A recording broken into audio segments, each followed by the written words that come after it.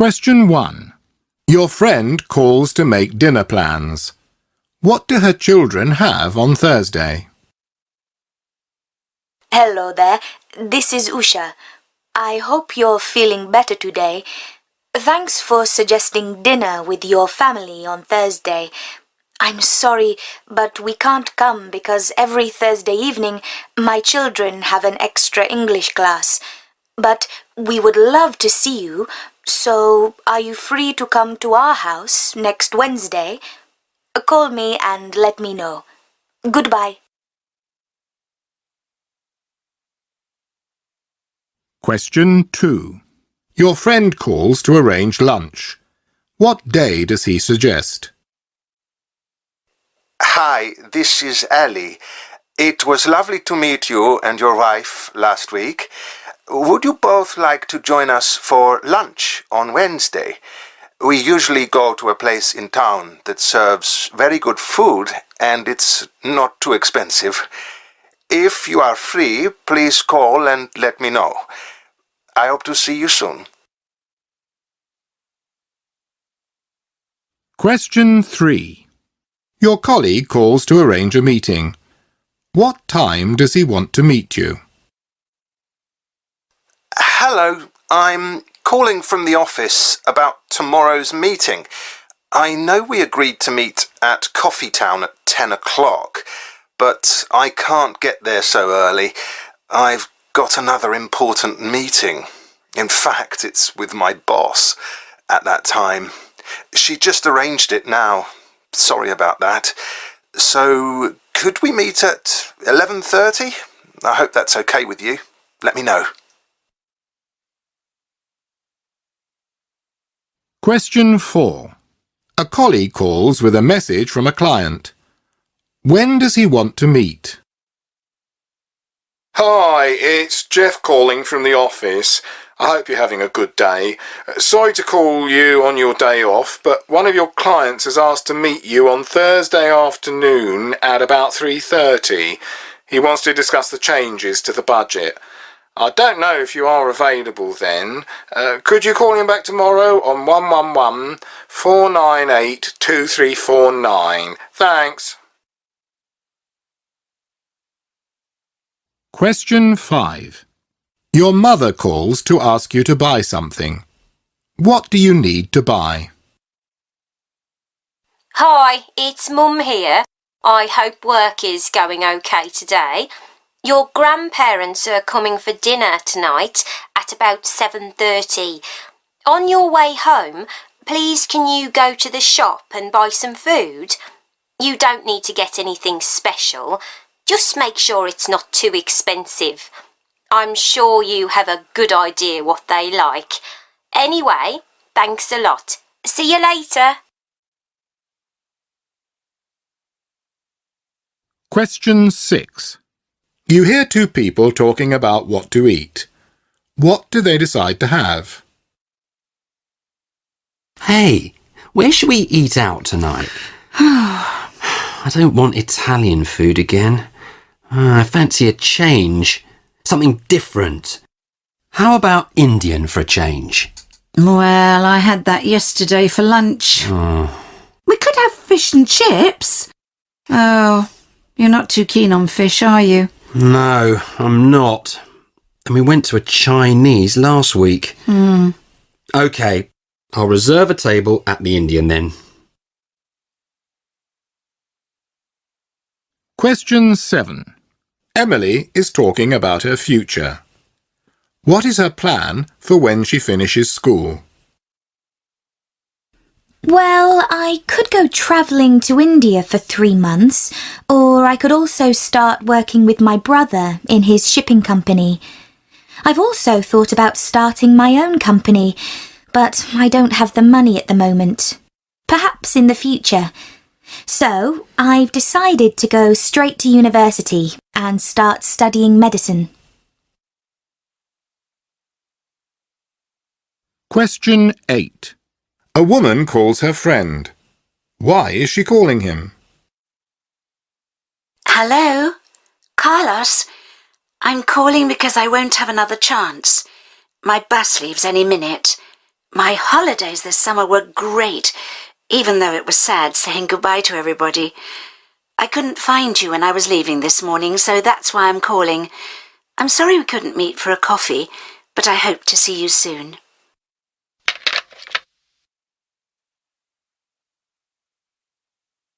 Question 9. Listen to the phone message. What does the woman want Simon to get? Hi, Simon. I need you to get something on the way home. We're okay for food. I bought something earlier. But we really need water. Could you get a couple of bottles, please? And forget milk. I got some. Joey wants you to get him a game, too. But he's got enough already, hasn't he? Thanks. See you. Question 10. Two friends are talking about the man's new job. What did he used to do? How's work going so far? Great, thanks. People in the office are friendly, but it's still a bit strange sitting in front of a computer working with numbers all day. One thing I miss about being a teacher is talking to people all day long. Oh, it has to be better than something like working in a factory, though.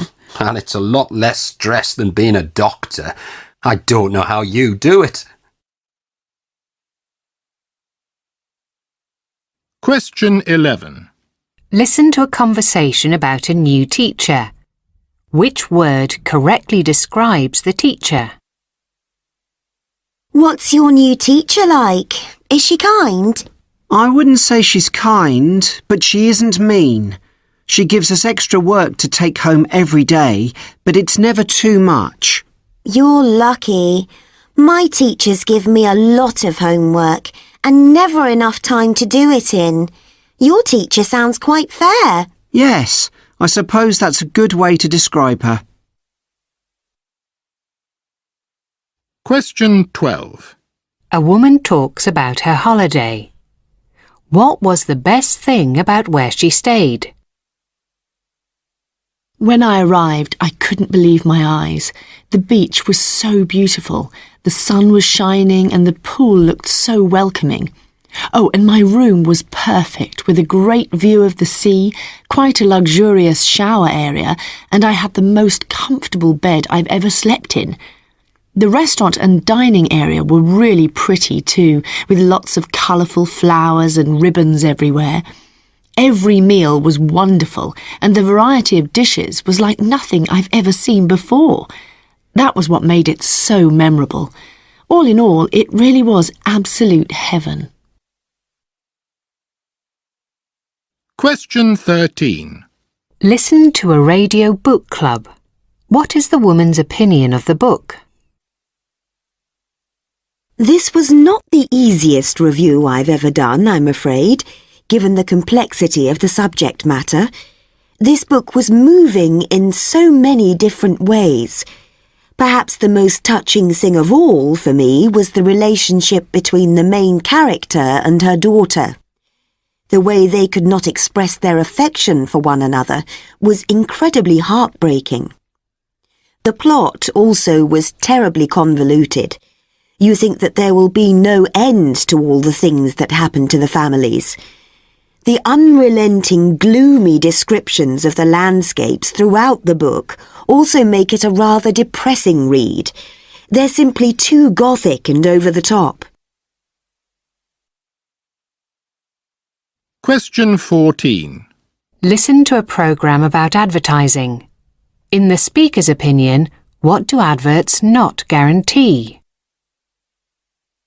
The viewing public is subjected to adverts on a daily basis and accept them as just a normal part of everyday life. Adverts promise us everything from shiny hair to beautiful skin. Just use these magical products and you'll be fine. Similarly, for those who don't have much confidence, use this makeup and the world will admire you. Yes, adverts, it seems, can help us achieve all our dreams. Nevertheless, the one thing they never assure us of is their honesty. Consequently, just how many of us notice the controlling effect these ads have on our lives? We'll explore this phenomenon in next week's programme. Question 15. Listen to a tourist complain to his travel company. What did the company advertise correctly? Look, I'm going to go through it all again so you understand.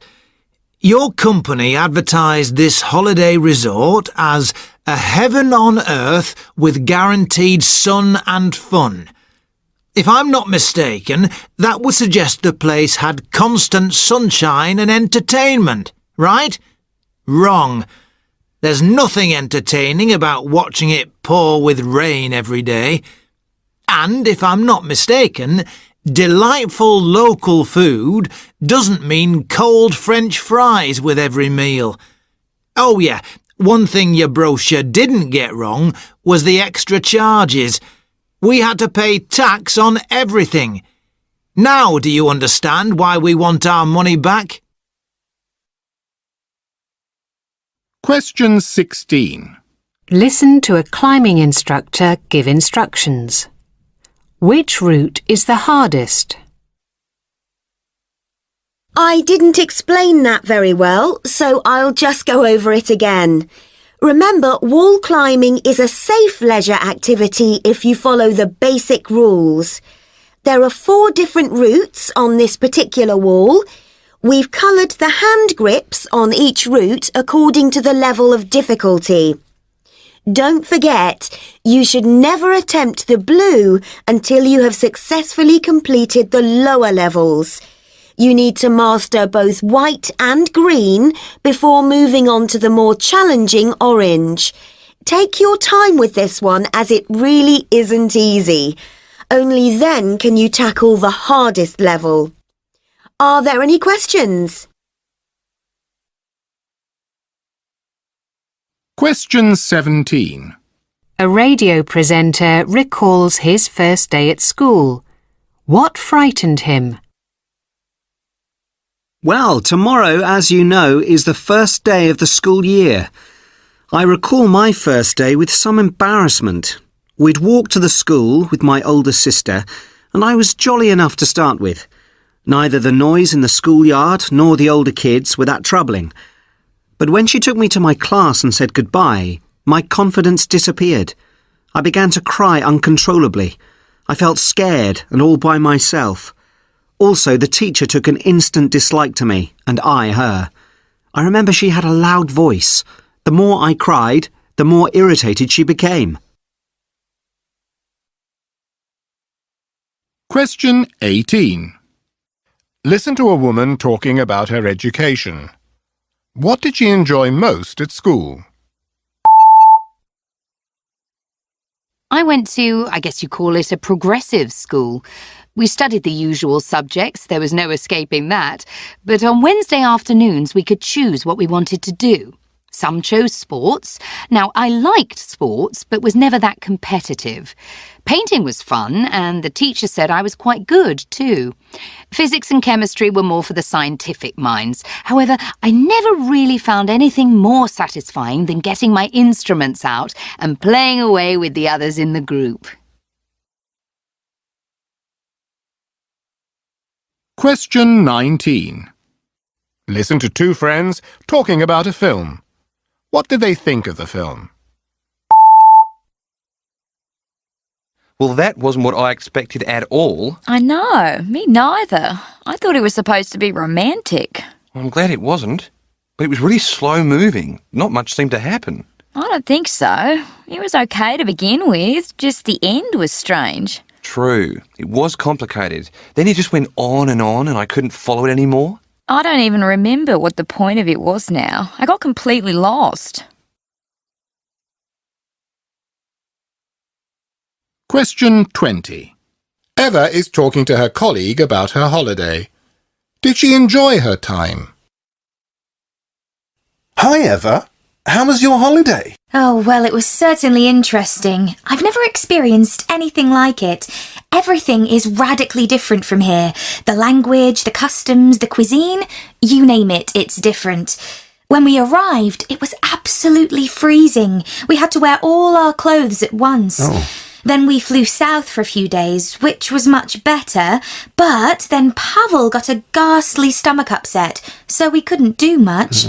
Still, it was nice to spend some time away from work. Such a crazy place, though. Question 21. A radio presenter is talking about TV news. What should it do to improve? Not much to stimulate your intellect in today's news, I'm afraid. I am getting somewhat tired of hearing about a film star's romantic problems, or which country some famous personage is going to visit next. Surely there's something a little more diverting happening in the world. I'm not advocating more bad news, I should stress. Even nonsense about film stars is preferable to that. But some interviews with eminent scientists or thinkers might make us feel more intelligent when we watch it. It's totally understandable that many people think the internet is better. Question 22. Two friends are discussing a film. Why doesn't the man like it? Don't you think that was a fantastic film? You didn't like it? Well, I thought the acting was terrific. How about the plot? The way the love story developed was convincing. It was okay, but it wasn't exactly revolutionary, was it? What do you mean? Well, so predictable. A botched bank robbery, car chases, and then a so-called twist at the end. Yes, when they found out that the protagonist was actually a policeman. I saw that coming. I'm convinced that was pilfered from another movie. It just felt too familiar. Maybe before we go next time we should read the reviews. Question 23. Two friends are talking about books. What does the man think of the books the woman recommends? I've just read an absolutely brilliant book, Peter. You must read it and tell me what you think. It's not one of your usual recommendations, is it, Jan? The last time you lent me a book, it took me about 3 months to finish. 1,000 pages of amazing creatures and an incredibly complicated plot. What a struggle! The time before that, it was about ancient Greek philosophers. Not the easiest subjects in the world, I have to say. Well, that's nice. And here I am trying to educate you.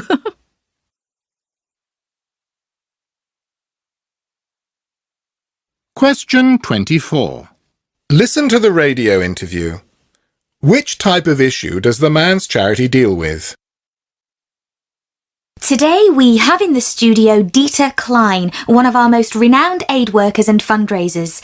So, Dieter, given your history, this is an important charity for you. Yeah, absolutely. Having lived in some areas that were affected by this kind of natural disaster, it's very close to my heart.